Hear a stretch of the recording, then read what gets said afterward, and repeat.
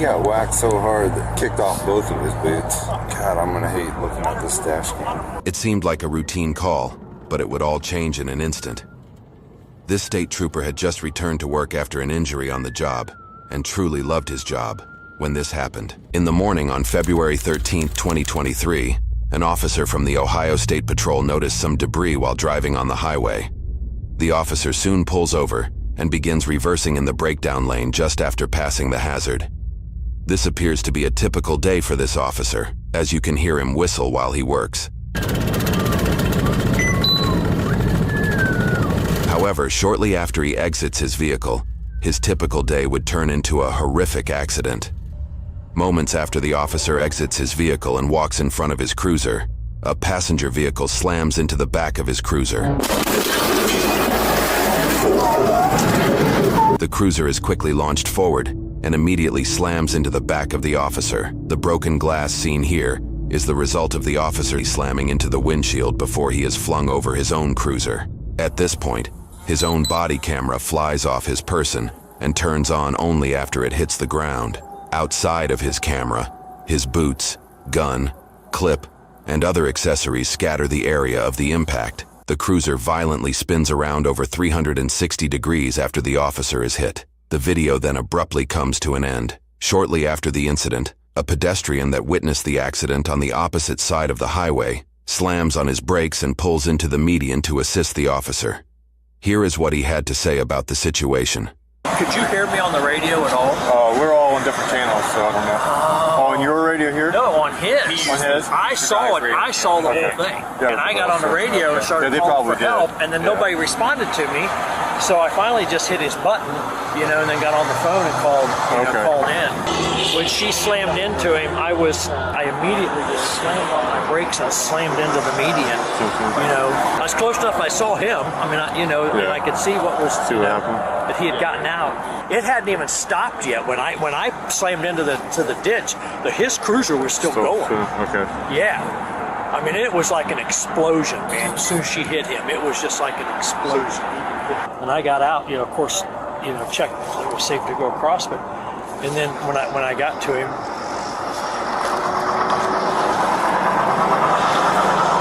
nobody stopped it. Everybody just kept going. So I just talked to him and told him I loved him. I told him that, everything was going to be okay, and I had him, and I got him. I got you. And everybody just moved over to the left, kept right on cruising along, The audio from the officer's body camera seems to corroborate the witness's story. 30 years I did this job, but never had to do something, never witnessed something like that. I appreciate it.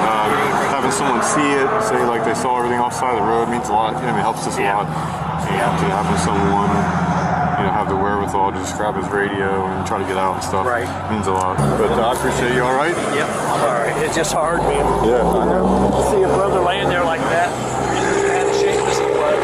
Well, glad it was a brother that stopped. The officer involved in the accident is no stranger to serious crashes. In fact, according to officers speaking of the situation from this body cam footage, the officer had just returned after over a year of being on leave for being a part of another accident. Somebody said he just came back from work 2 weeks ago. He's been off for like over a year. So Adrian got hit by a head-on driver on 23 down by the casino. And that's what set him off for a year? Ago, yeah. During that incident, the officer's cruiser was struck by a drunk driver. Hey, 12 West Jet.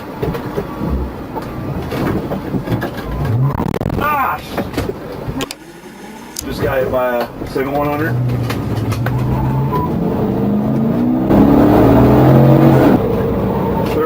Send me a squad. 31A. The drunk driver continued to hit vehicles afterwards, causing their own car to catch on fire. According to reports, it would only be a few weeks after this officer's return to the force that he would find himself in another horrendous accident caused by a supposedly intoxicated woman. Soon, police officers interview other witnesses who share their perspective of the driver before the crash. This guy came, or whoever was in this, I thought she was going to rear end me. I looked in the mirror and saw her coming behind me, and it's like, holy shit. I floored it and got around the semi that was beside me and got over real quick, and she was gone. And then she got behind me again somehow. I don't know how she managed that. Saw her coming back up through the traffic, just left to right, in between cars and trucks. Almost called 911 when she passed me to report it.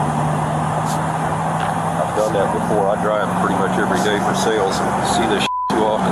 She was on the rumble strips at some point, and then she was passing the center line. She was just back and forth. Because I looked over when she passed me, and she's all tattooed up and nose ring, everything else. They were flying. We were going 75.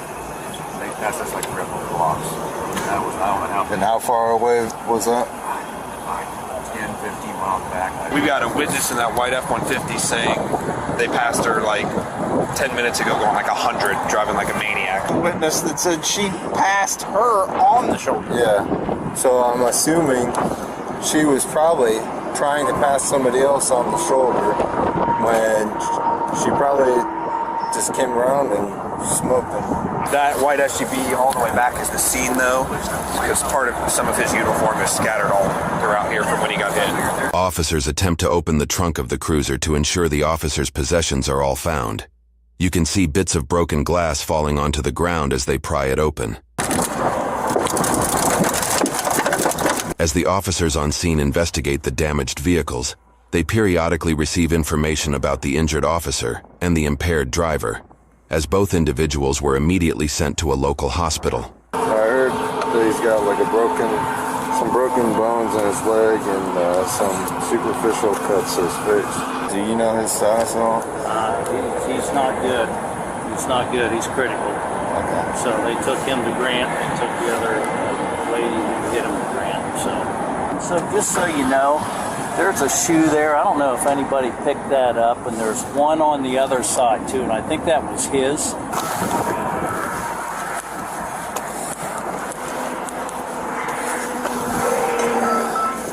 Hey, here's his body cam. His body cam.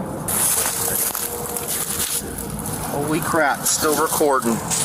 Tire went right into the back seat. Luckily, there was nobody in there. Just completely busted through the molded seat. I'm gonna see if his cell phone's out here. Oh, is that? Yeah, I just tried calling it. We were gonna grab it out of the car, but couldn't hear it. It looks like an impaired driver. Okay. It's at fault. What's in the car right now? There's needles. Bunch of paraphernalia. You saw it, right? I didn't see it. Okay. One of the deputies said there's a loaded syringe on the seat. Or in the vehicle somewhere. Alright, there's a loaded syringe in the vehicle. Unfortunately, during the search of the suspect's vehicle, this officer wore his high-vis jacket over the body camera. We will have to take his word when he mentions what he finds. There's so much paraphernalia and stuff in that car. She's probably most likely going to be .19. Oh, yeah. I haven't dug too far in there, but there's a little baggie. Looks like it's probably fentanyl. 28 years old, 29. They said the trooper was alert and talking and stuff? They said he was actually out of trauma already. Oh, really? Alert and conscious, doesn't know what happened. Lots of superficial head injuries with lots of blood. Appears to be moving all extremities. Thank God he's going to be all right. Yeah. A lot worse. He talked to her. She admitted to, Suboxone, gabapentin, just some other drugs, but says she's been sober for 10 days. Yeah. Okay. So, anyways. Okay. It is a rental car. We got a recording from OnStar of that female calling, sounding messed up, saying that she just hit a cop. So we're gonna send that to whoever's email. So we've got an OnStar call. They've got an OnStar call of the at fault saying she thinks she just hit a cop. After she hit it? Yeah. Are you serious? You just said they're gonna. That's crazy. If we got a prosecutable case, which it sure sounds like we do, we're going to prosecute her. All right. So sounds good. Both the driver and the officer sustained injuries, but were able to make recoveries.